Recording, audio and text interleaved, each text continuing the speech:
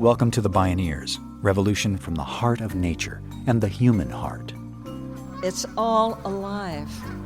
It's all connected. It's all intelligent. It's all relatives.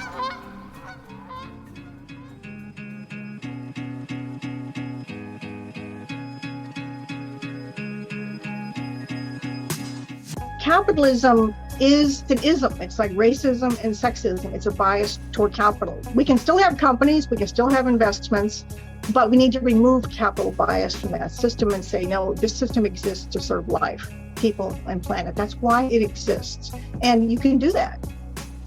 I don't believe you can have a democratic society if there's that wealth inequalities, because you tend to have a lot of influence over politics.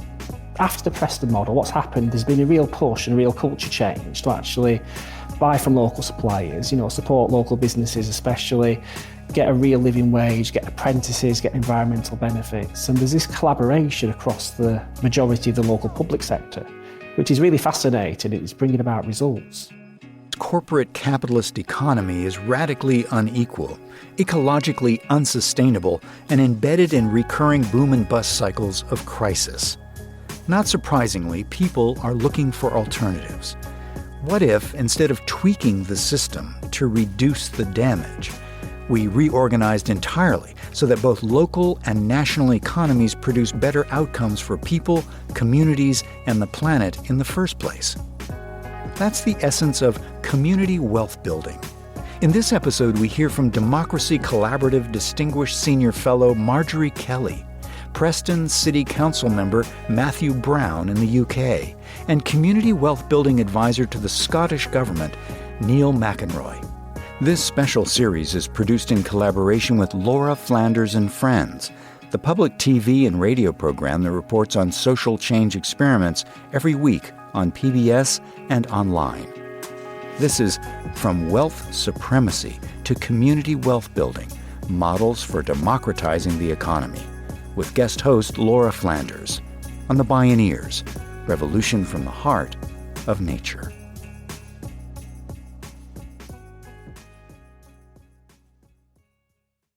The way we talk about the economy makes it sound as if there's only one, and it's a bit like the weather, a naturally or semi-naturally occurring phenomenon.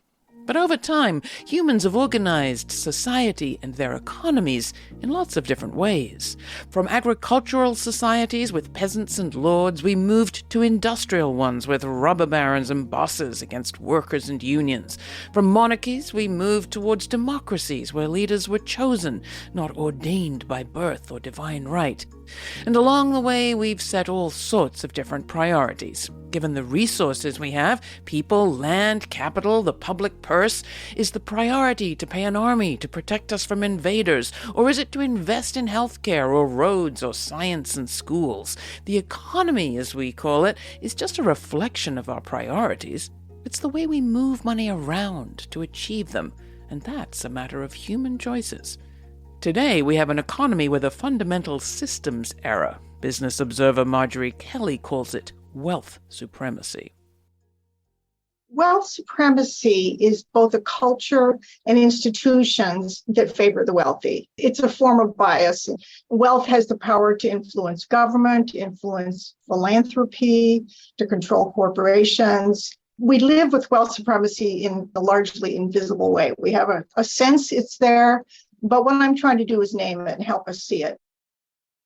How did we get here? For the past 50 years, one approach called neoliberalism has dominated economic policy making in the West. Neoliberalism is driven by the idea that if people and companies are free to make as much money as they can, that will benefit everyone, thanks to the so-called invisible hand of the market. Under neoliberalism, say these market fundamentalists, we don't need government to take taxes from the rich in order to help and give services to the poor. We don't need to regulate working conditions or environmental impacts. Neoliberals believe that the rich will employ more people, buy more things, share their profits, and generally do the right thing, if only they are left free to do it. Wealth, in other words, will trickle down like rain. Except that's not what's happened.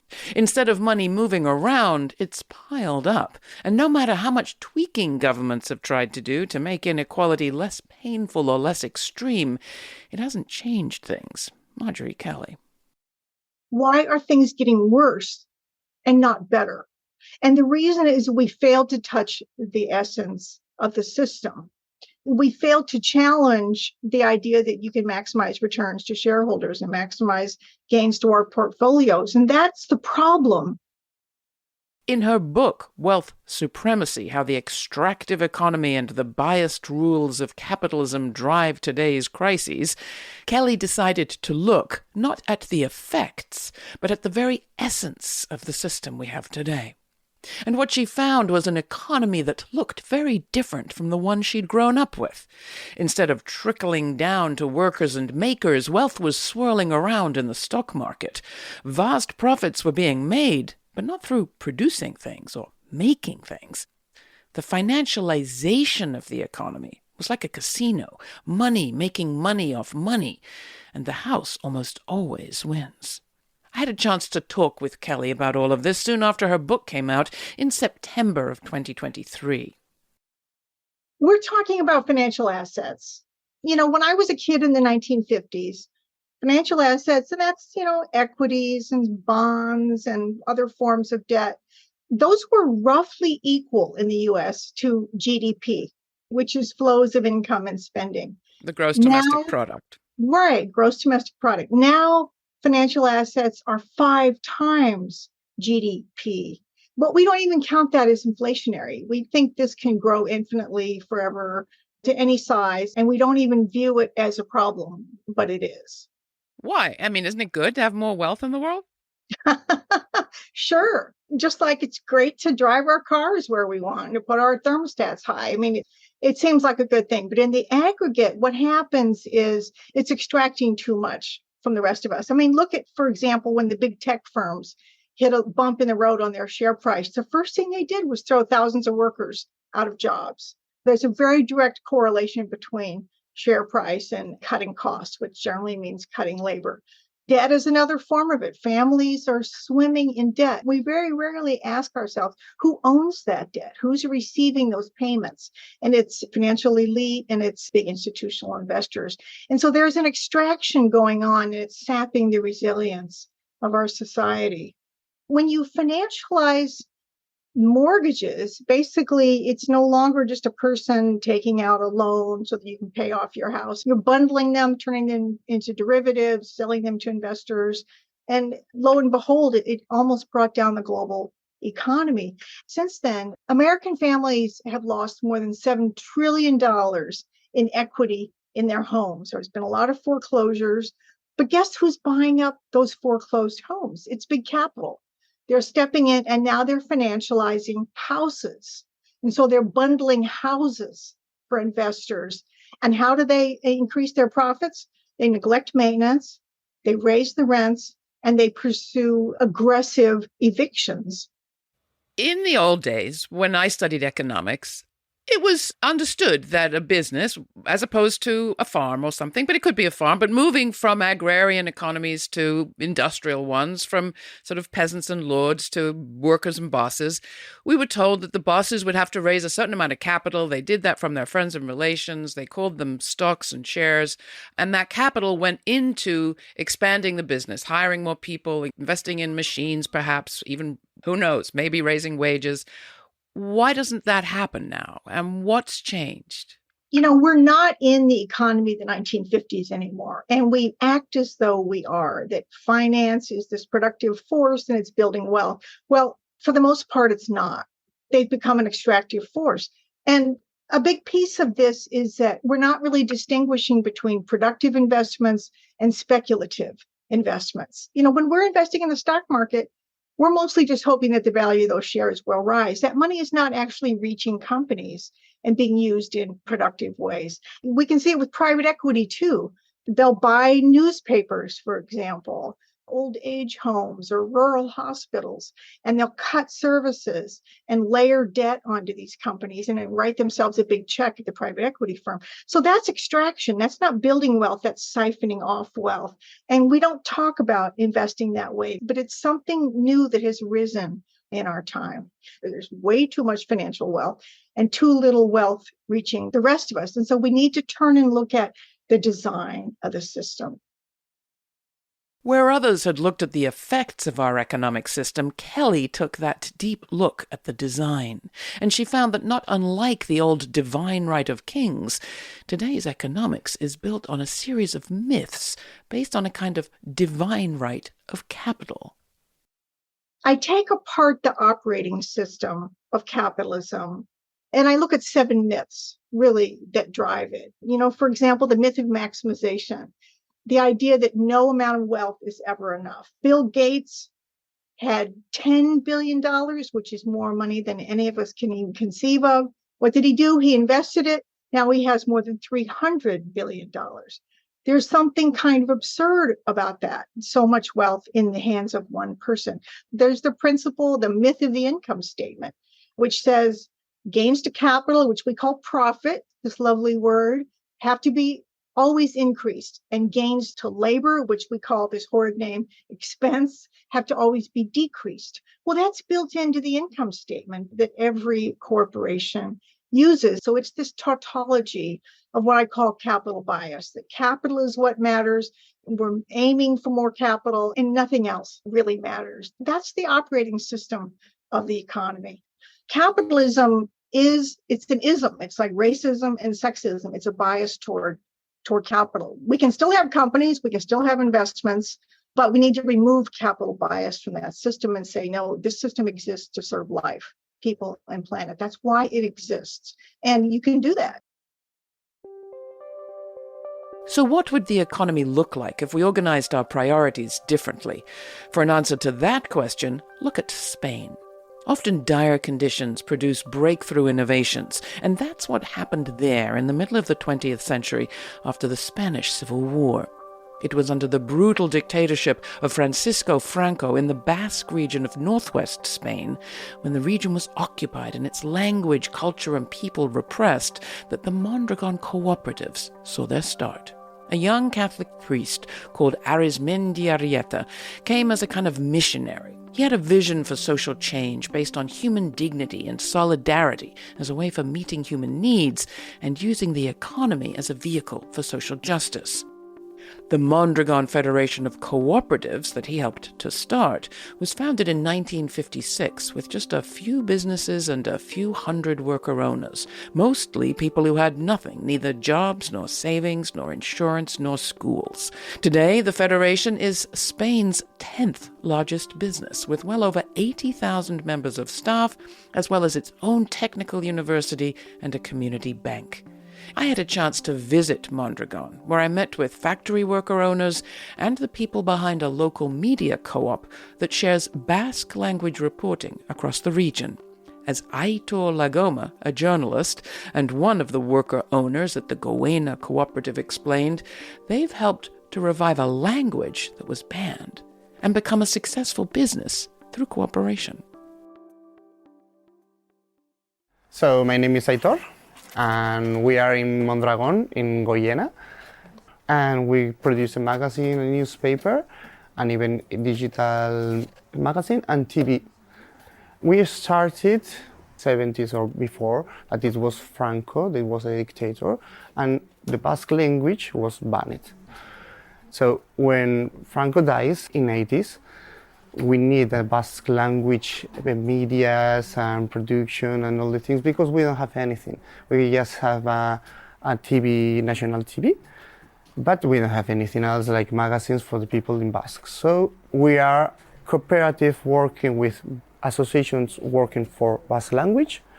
Many people from here owns part of the cooperative, and it's like each one owns part of the business. Also to have more power, and we work better and we can maybe stronger. The people who's living in the towns and even in the cities, it's more personal. They know what's happening around them. Mm-hmm. Good things, bad things, but they have the information and they take it in Basque. That for us is so important. The Mondragon co-ops didn't just employ people and give them a stake in the businesses where they worked. The co-ops created a new networked system, a regional federation, and a new culture based on a distinct set of values. What's the difference between our sort of priorities in the US and theirs? Well, in the US, capital sits in the first place over labor, but in their system, it's the other way around. What that means in practice is that in 2008, for example, after the financial crash, when U.S. businesses were doing everything they could to lay off workers so as to preserve profits for shareholders, the Mondragon co-ops were doing everything they could to keep people employed. Businesses that were doing better absorbed workers from those that were doing less well. The social safety net, if you will, was actually social. And that was no surprise, because as the Basque people of Mondragon told me when I visited, the purpose of their economy as far as they're concerned isn't to generate maximum shareholder value for others. It's to provide decent, ongoing, secure work for one another. And that's a very fundamental difference. As the Basque people discovered, even under dictatorship, they actually could meet their needs. The same is true of most places. There's no lack of resources, per se. They just need to be reorganized. First and foremost, wealth needs to stop leaking out of a place. When we return, we'll visit a town in Lancashire, England, where residents are committed to a promising experiment in community wealth building, inspired in part by Mondragon. I'm guest host Laura Flanders. You're listening to The Bioneers.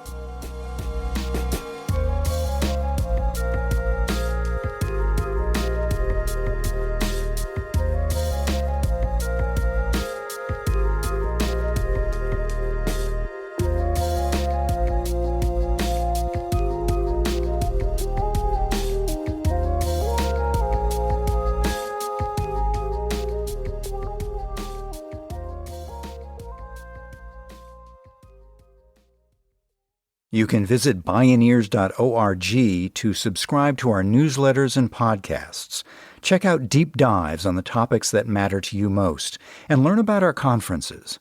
That's Bioneers.org. And now, back to our guest host, Laura Flanders. Preston is a post-industrial skeleton of a city of 150,000 people in the Midlands of the UK in Lancashire, and by 2012, it was in a full-blown crisis. Years of neoliberal economics had led to manufacturing declining and jobs becoming scarce. The biggest spenders left in town were public institutions, a university, a hospital, the local housing authority, the police department, and the city government itself.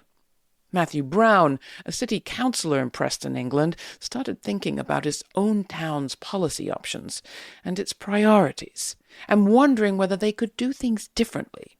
He was inspired in part by reading about Mondragon and the evergreen cooperatives in Cleveland, Ohio. Here's Brown. I was quite inspired by what was happening in Mondragon, which was in Spain, where they'd organised themselves in worker-owned businesses. I was inspired by what happened in places like Italy, where in Bologna they'd organised themselves in cooperatives there. But I was also inspired by Cleveland and the work he'd done there to actually get the local public sector to purchase locally and get a living wage and get other social and environmental benefits. Preston model, it's a collaborative approach, but its key features is we want a democratic economy and we want to capture wealth and create wealth within the Preston and Lancashire community.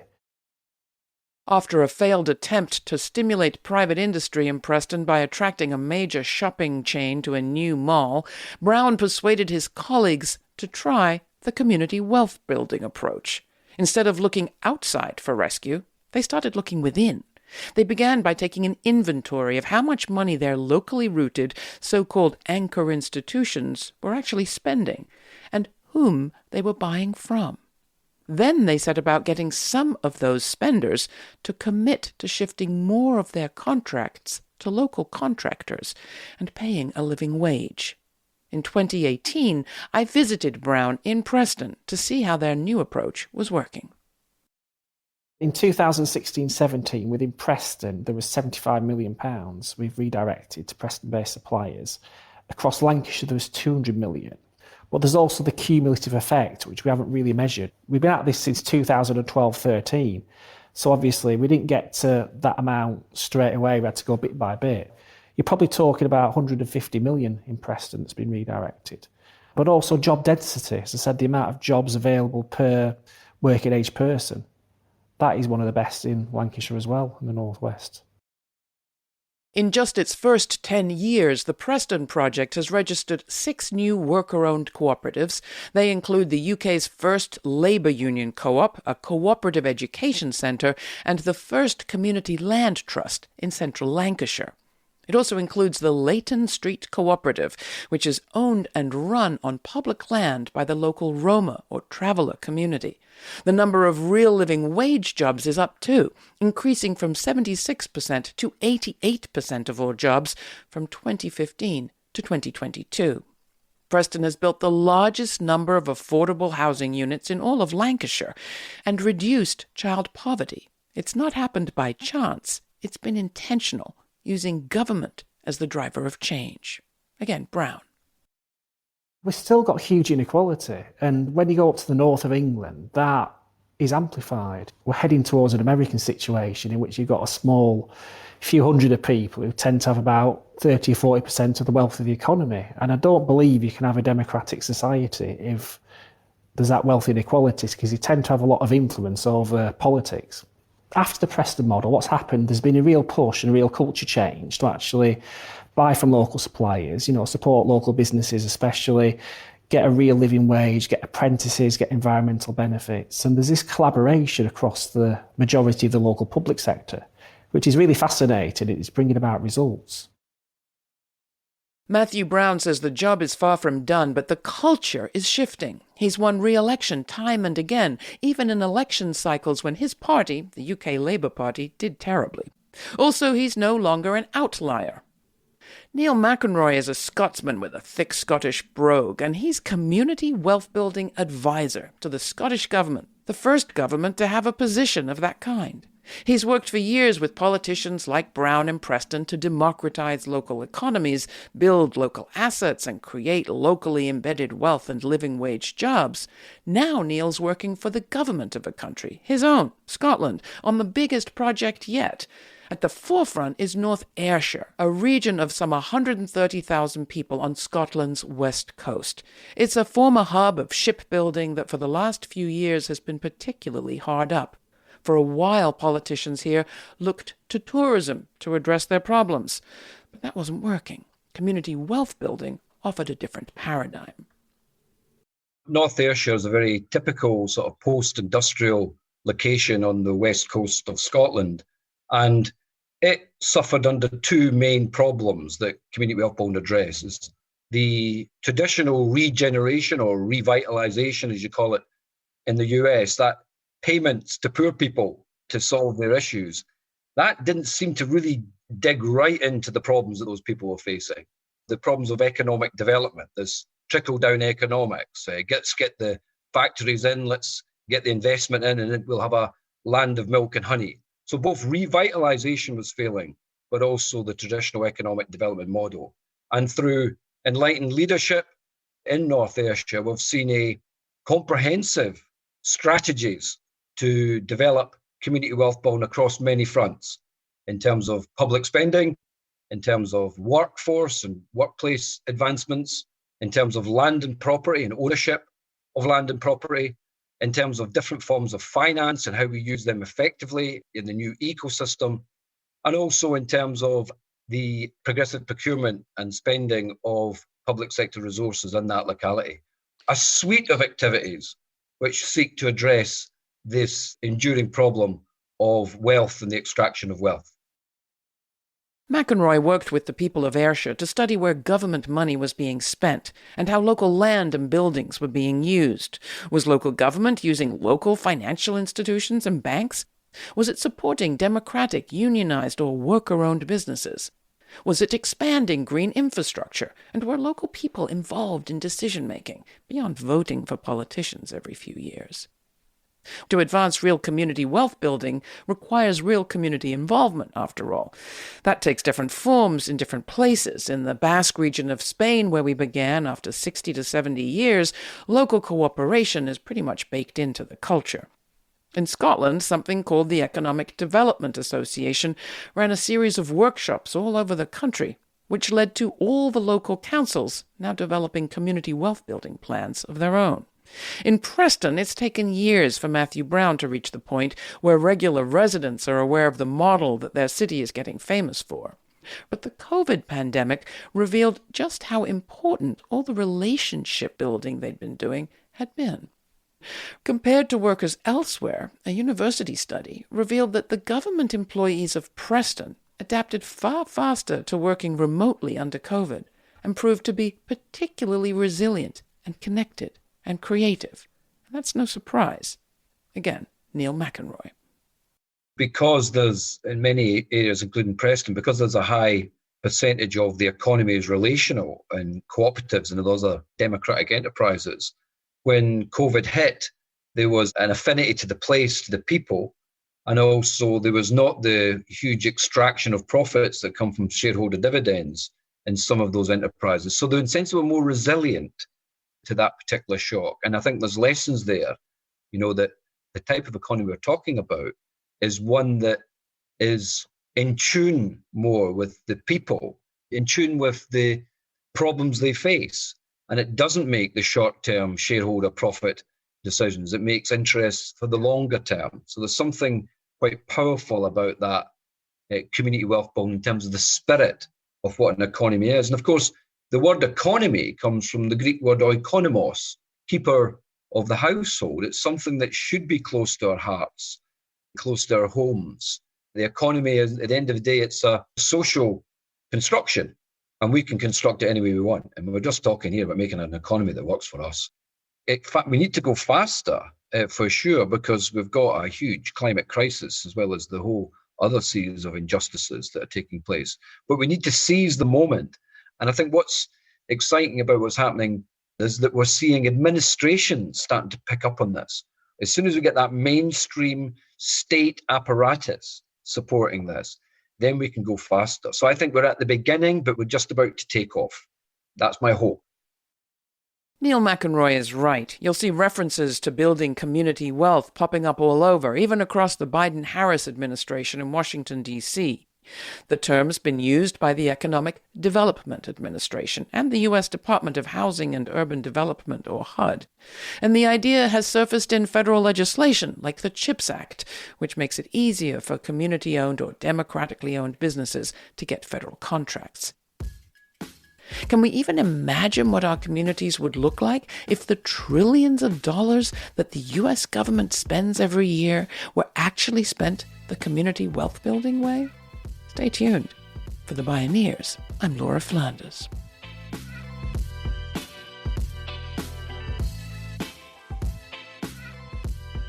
This special episode of The Bioneers was produced by Laura Flanders and Abigail Handel, with help from Jeannie Hopper, Jeanette Hernandez, and David Neumann, of Laura Flanders and Friends. Bioneers executive producer is Kenny Ausubel.